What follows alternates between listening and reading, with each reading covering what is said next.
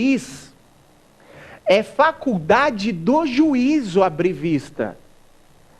Ele pode, a opção é dele, mas se ele opta por abrir vista às partes, estas têm que se manifestar sob pena de preclusão.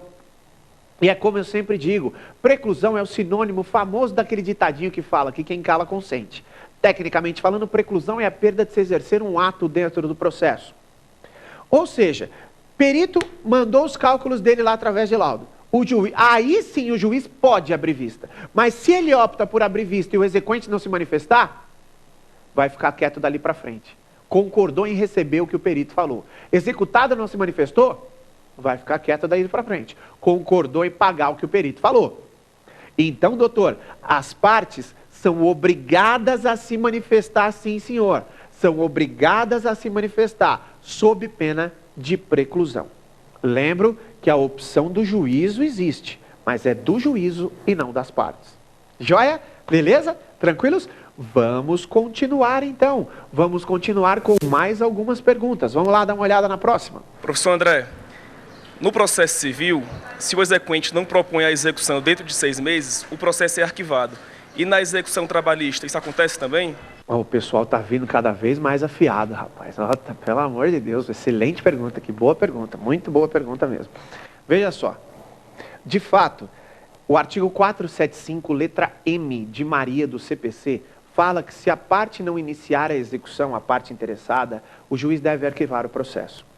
Isso se aplica no processo do trabalho? De jeito nenhum. De jeito nenhum. Por quê? Porque no processo do trabalho, a execução ela pode ser iniciada de ofício pelo juiz. Fato esse que a gente extrai de maneira clara pelo 475, letra M do CPC, que não existe no Código de Processo Civil. No Código de Processo Comum não pode a parte iniciar a execução. O que a gente extrai com isso? Espíritos diferentes dos legisladores. O legislador civilista certamente entende que o ato de execução é um ato de voluntariedade da parte. Se o juiz estiver iniciando a execução de ofício, dá a entender o legislador do processo comum que o juiz estaria até mesmo advogando para a parte. O legislador trabalhista entende que o ato de execução é um ato do Estado. Eu não estou querendo puxar sardinha não, mas acho o legislador trabalhista muito mais coerente. Primeiro por quê? Doutores, o ato de voluntariedade da parte se deu com o interesse de agir, com a propositura da ação. Se a parte... Presta atenção, se a parte conseguiu ganhar aquela demanda através de um ato do Estado, que na pessoa do juiz lhe forneceu aquele direito através da sentença, é dever do Estado executar aquilo.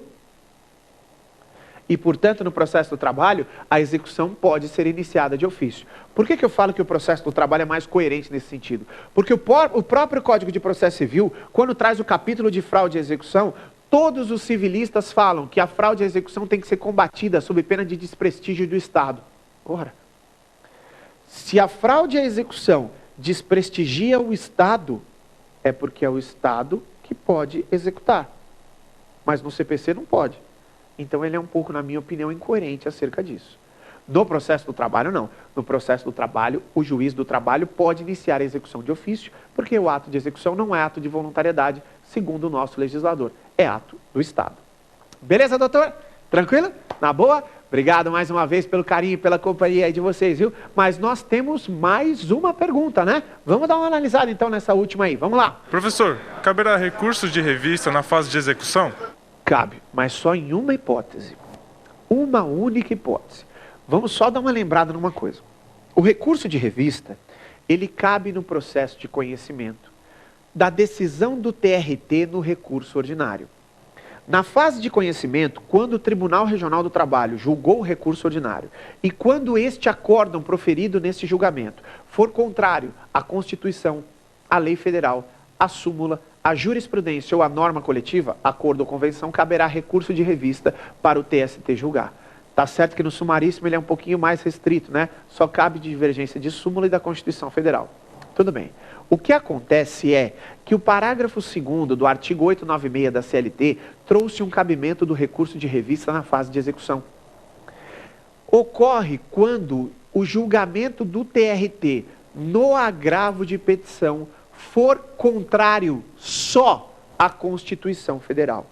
Quando o julgamento do Tribunal Regional do Trabalho, quando o acórdão proferido pelo TRT for contrário à Constituição Federal no agravo de petição, caberá recurso de revista para o TST julgar. E verifiquem só, quando o legislador estava trazendo a possibilidade do recurso de revista na fase de execução, só por infração constitucional, ele já está elevando a este recurso de revista ao patamar de extraordinário, motivo pelo qual é o último recurso na fase de execução. Não caberia embargos à execução e recurso extraordinário depois dele, não. Ele para no recurso de revista.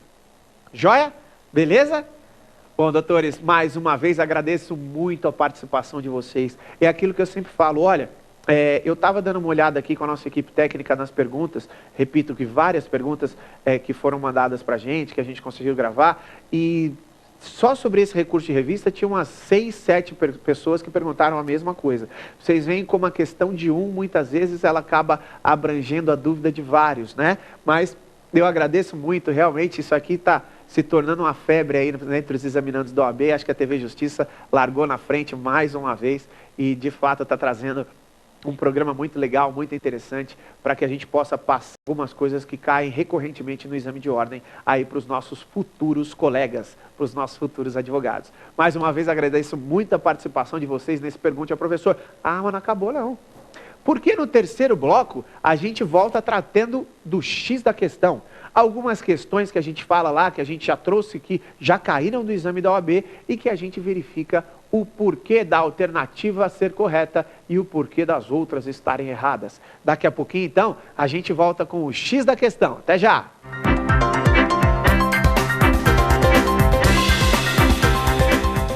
Bom, gente, voltamos então com a nossa última parte aqui do nosso programa Prova Final, onde a gente traz o X da questão.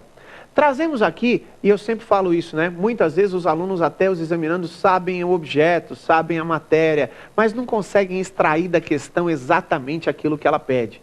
E é isso que a gente procura trazer nessa última parte do nosso programa. Uma visão do examinador da OAB, aquilo que ele procura trazer para o exame de ordem. E como eu sempre falo, as questões na ordem se repetem muito, muito mesmo. Então, doutores, é sempre importante a gente ficar ligado para que a gente veja efetivamente o que já tem caído no exame de ordem e consiga aí estar bem preparado para as próximas provas. Joia?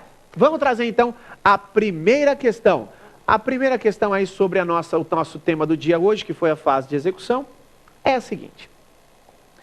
Em processo de execução na Justiça do Trabalho, é correto afirmar que A.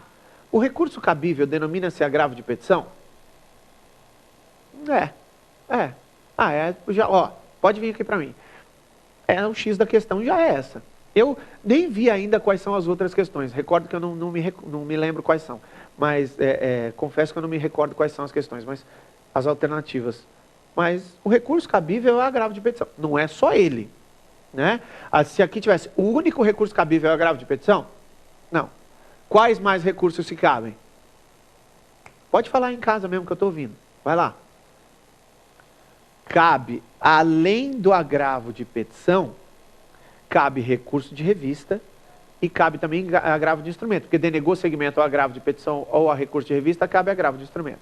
Mas, sem dúvida nenhuma, a alternativa A é correta, porque o recurso cabível é agravo de petição. Mas vamos dar uma olhada na alternativa B.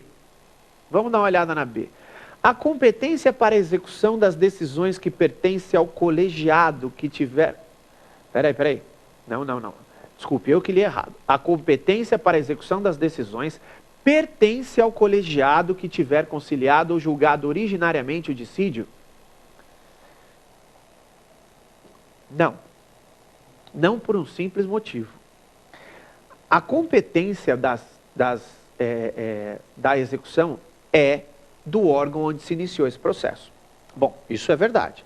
A competência da execução é o órgão que se iniciou esse processo. Se esse processo se iniciou no TRT, a competência para executar começa lá no TRT. E se iniciou na vara? Começa na vara, que é o mais comum, 99% dos casos. É o mais comum. Inclusive, que cai na OAB, tá? Começa na vara.